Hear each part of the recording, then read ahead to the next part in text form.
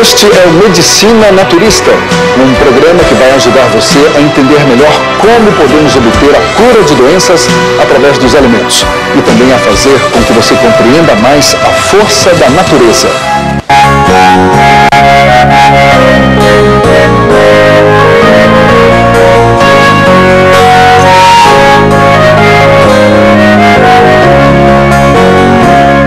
O naturismo vem para mostrar como é grandiosa a natureza. Para a manutenção da vida humana com saúde, é necessário se tornar parceiro daquilo que nos é oferecido em estado mais puro, os vegetais. O seu alimento é o seu remédio.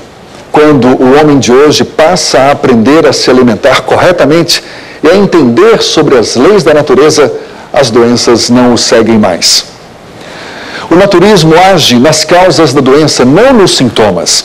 As sugestões de tratamentos que você vai ver aqui não substituem a consulta médica. Não aconselhamos ninguém a suspender nenhum tratamento ou medicamento que estiver fazendo. Mas vale a pena prestar atenção no que vem a seguir. O naturismo é um processo lento de cura pelos métodos naturais oriundos da ciência divina. Cremos que, sobre tudo, existe um ser maior, criador do universo, e que a transgressão das leis naturais resulta num organismo debilitado e doente. Neste programa, vamos mostrar alguns depoimentos dos terapeutas e nutricionistas da única clínica naturista do país. Profissionais que utilizam os métodos naturais para promover a cura e buscar a vida saudável. Você vai saber também sobre a trofoterapia, a hidroterapia, a geoterapia, a fitoterapia e a helioterapia. Sol, terra, água, ervas, frutas e verduras. Esses são o caminho ideal para a longevidade da vida humana. Medicina naturista, pela sua qualidade de vida.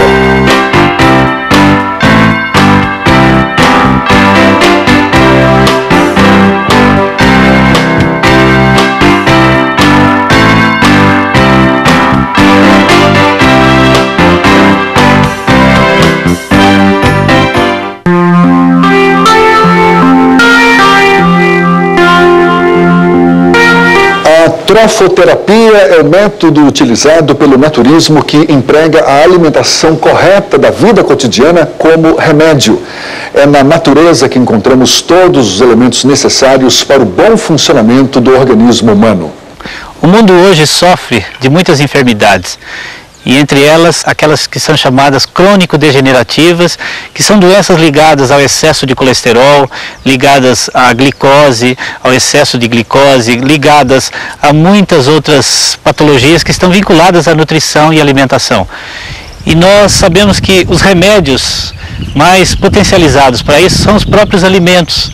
Os alimentos fazem, de fato, aquele conjunto mais completo que tem para o combate às enfermidades.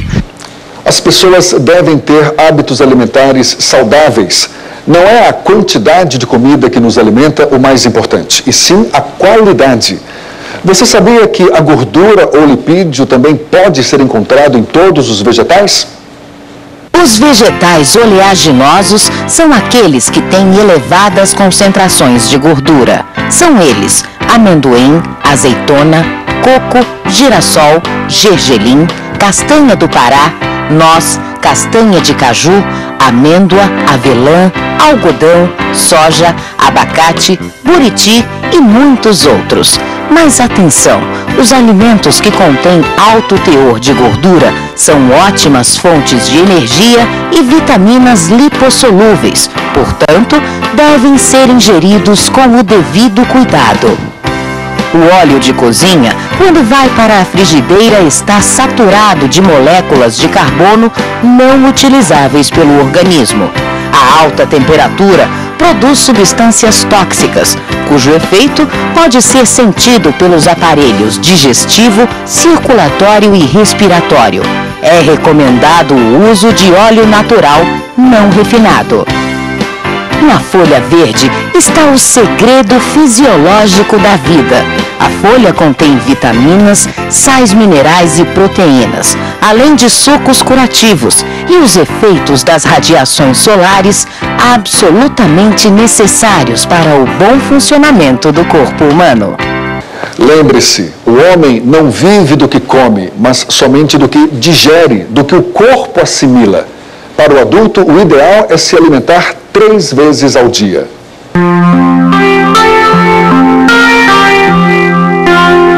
O que seria da vida sem a água?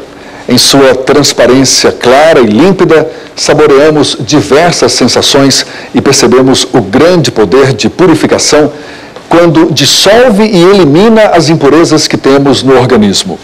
Na hidroterapia, a água age de forma eficaz nos estados sólido, líquido e gasoso. Hidroterapia é a ciência que estuda os recursos terapêuticos da água. A hidroterapia é um método antigo de tratamentos. Remonta mesmo à era das antigas civilizações. Existem escavações arqueológicas que mostram que 20 séculos antes de Cristo já se usava a água com finalidades terapêuticas. A água é algo assim bem crítico para a existência humana. Basta dizer que o nosso próprio planeta é constituído de, a maior parte, água. 2/3 do nosso planeta é água. O próprio corpo humano chega a ter 70% de água. E a água é um dos recursos terapêuticos fantásticos, de fácil aquisição e de fácil uso. A hidroterapia dentro das terapias naturais, ela é como a vedete das terapias. O nosso organismo funciona com uma temperatura estável. E quando se usa água em temperaturas baixas, por exemplo, entre 15 e 18 graus, o impacto que ela causa no nosso organismo tem uma resposta fisiológica. Ela se baseia nas funções do sistema nervoso. E ao colocar-se água fria em contato com a pele, na pele nós temos sensores que detectam a baixa temperatura, e para manter a nossa temperatura estável, o organismo desenvolve uma porção de mecanismos com a intenção de manter a temperatura.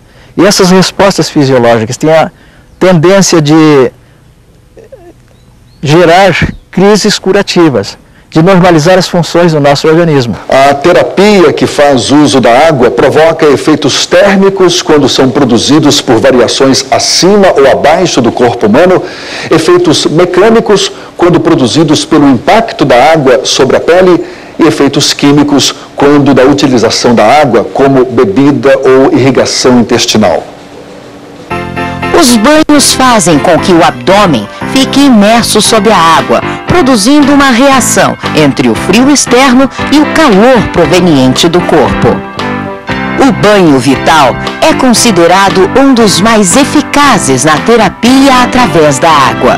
Estimula os rins, ajuda na digestão, ativa a corrente sanguínea, atua no sistema nervoso e nos genitais, assim como evita a insônia. Depois de sentar-se em um banco dentro de uma bacia com água fria e ter os pés imersos em água quente, molhe uma toalha e traga-a até a altura do umbigo, fazendo um movimento de triângulo e alternando o sentido da mão. As doenças provenientes do sistema circulatório e do sistema nervoso podem ser amenizadas através do escalda-pés, também conhecido como pé dilúvio. É preciso 2 baldes de água, um com água fria e outro com água quente. Deixe os pés imersos em água quente durante 4 minutos e depois coloque-os em água fria por 1 minuto. Deve-se repetir o movimento por 3 vezes. Não esqueça de renovar a água quente para que ela sempre permaneça aquecida. Para o descongestionamento das vias respiratórias, a inalação com ervas medicinais é um excelente remédio. A pessoa deverá inalar o vapor com a cabeça coberta. Que tal caminhar sobre a grama molhada e sentir o frescor da manhã? Antes do amanhecer, na aurora, uma caminhada com os pés descalços na grama ainda molhada vai ativar a sua circulação sanguínea, além, é claro, de de estar respirando o ar puro que acompanha o nascer do sol. Em momentos preciosos como este, deve-se afastar qualquer preocupação do pensamento. E não se esqueça, 2/3 do peso do nosso corpo são de líquidos. Ainda que consigamos passar vários dias sem comer nada, não suportaríamos ficar o mesmo tempo sem água, fonte vital da existência humana. Portanto, durante todo o dia, o ideal de consumo é, no mínimo, de 2 litros de água.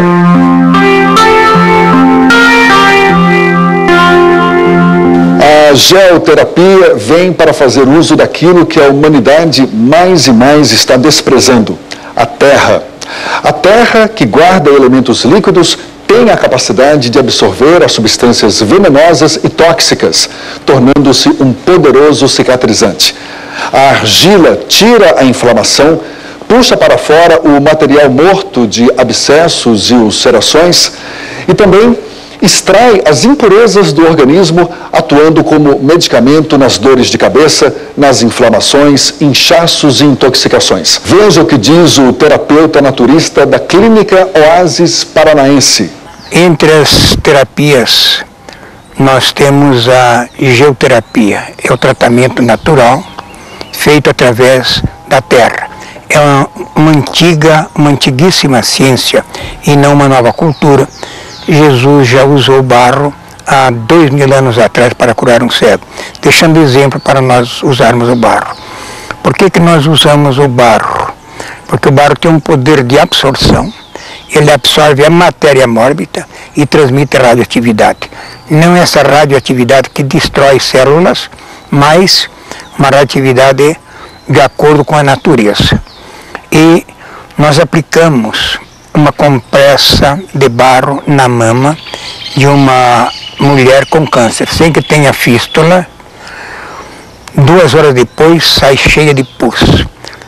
A terra absorve toda aquela matéria morta e transmite a radioatividade.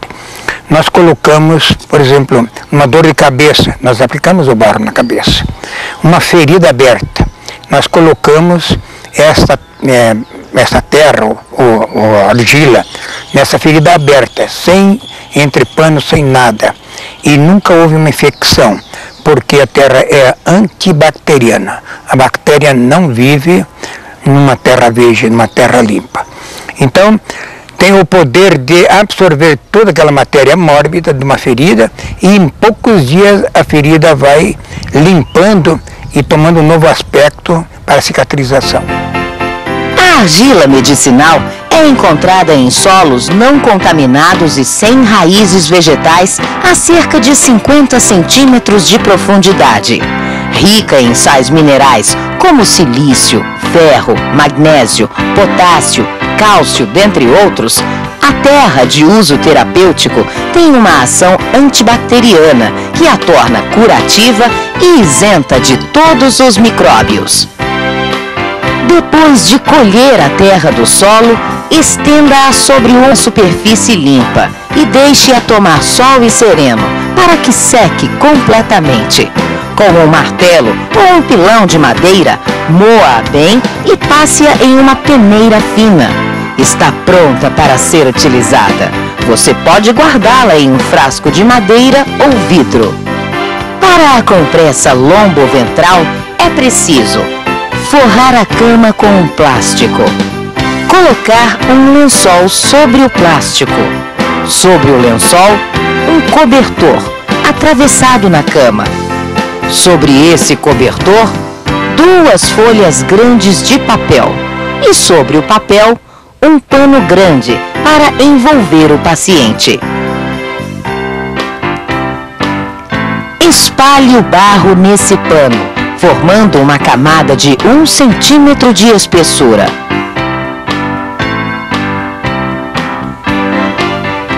Depois, deite a pessoa diretamente sobre a pasta e distribua uma nova camada de argila sobre o ventre.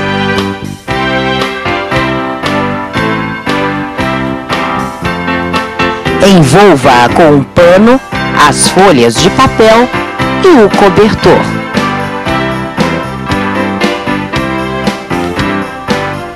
Os pés devem estar aquecidos com uma bolsa de água quente. Essa é mais uma prova de que a natureza é sábia. Tudo o que necessitamos para sobreviver provém da terra. As ervas medicinais têm um papel valiosíssimo na medicina natural. Desde quando surgiram as primeiras enfermidades, os homens foram buscar na natureza a cura através das plantas. Foi a rica e variada flora medicinal que fez com que o homem percebesse o seu poder curativo e de preservação da saúde. As plantas alimentam, curam os seres vivos e purificam o ar. Uma das maiores virtudes das ervas se deve aos ácidos que elas produzem. A fitoterapia abrange os princípios e as técnicas da botânica e da farmacologia. Mais de 40% de toda a matéria-prima dos remédios encontrados nas farmácias são de origem vegetal. As plantas nutrem o corpo, purificam o sangue e preparam o organismo para resistir à doença. A medicina natural utiliza certos recursos, certos instrumentos, por exemplo, a fitoterapia. Com certeza você já ouviu falar em algumas plantas medicinais consagradas pelo uso e que são muito úteis no tratamento natural. Poderia citar alguns exemplos.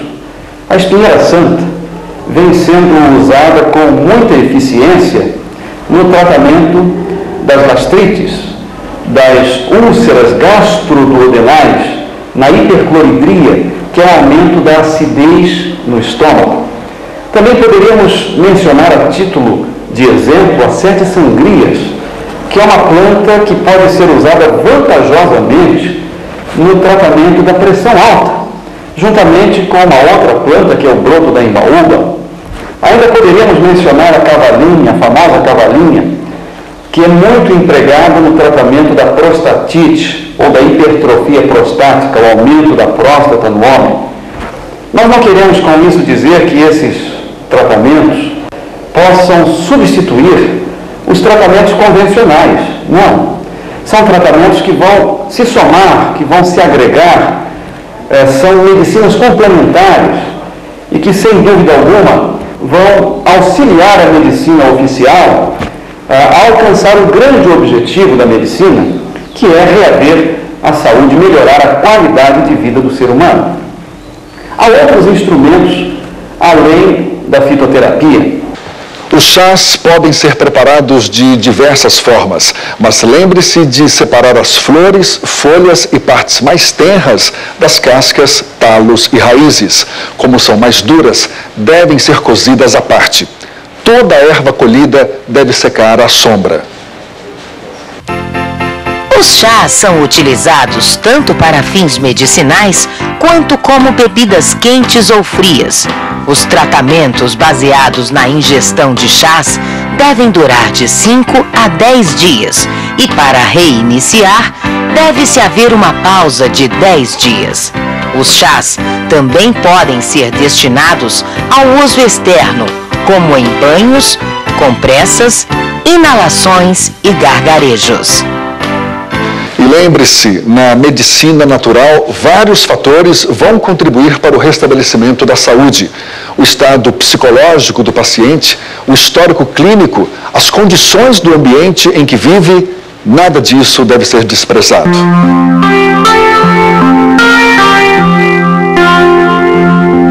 A helioterapia é o tratamento pela luz solar.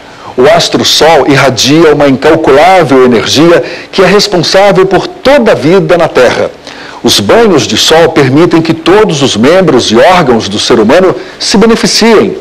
A elaboração da vitamina D e a nutrição das células são ativadas pela energia vital que emana do sol. Os raios solares são verdadeiros germicidas. A luz solar atua como desinfetante, tanto na vida cotidiana como no corpo humano. A radiação luminosa através da pele faz com que os nervos terminais a transmitem para a medula e o cérebro. O banho de sol é recomendado em casos de debilidade física, anemia, desnutrição, raquitismo, tuberculose e câncer. Você pode também tomar banho de sol para provocar sudorese e eliminar as toxinas através dos poros da pele. Deve-se tomar o banho de sol entre 9 e 11 horas e seguindo algumas regras. Para o primeiro dia, o ideal é passar 5 minutos tomando sol nos pés e na metade das pernas. No segundo dia, durante 10 minutos, deve-se tomar sol até os joelhos. No terceiro, até o meio das coxas, por 15 minutos. No quarto dia, por 20 minutos, até a cintura. No quinto dia, até o peito, por 30 minutos. E a partir do sexto dia, por 1 hora, até o pescoço.